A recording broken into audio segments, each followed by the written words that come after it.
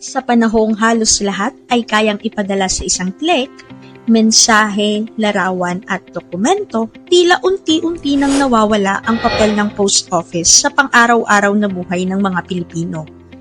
Ngunit para sa ilan, nananatili itong mahalagang daluyan ng koneksyon, lalo na sa pagpapadala ng postcards. Nag-start siya siguro web or 13 years ago. Mahigit isang dekada nang nagpapadala at tumatanggap ng postcard si Sir R.A. mula sa iba't ibang panig ng mundo. Para sa kanya, hindi lang ito simpleng koleksyon kundi isang paraan ng pakikipag-ugnayan na hindi kayang tumbasan ng digital communication.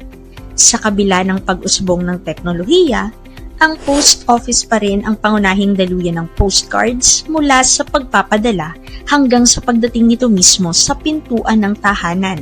Matagal talaga siya kasi usually hindi pa siya priority. Bagamat inaabot ng ilang linggo o buwan ang biyahe, bahagi raw ito ng karanasan.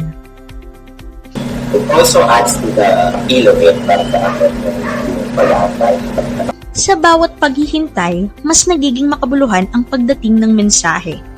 Isang paalala ng lugar, alaala at taong nagpadala nito. Kasi kapag tumaas din yung demand for that service or demand for service ng pagpapareyo, naging ma-improve din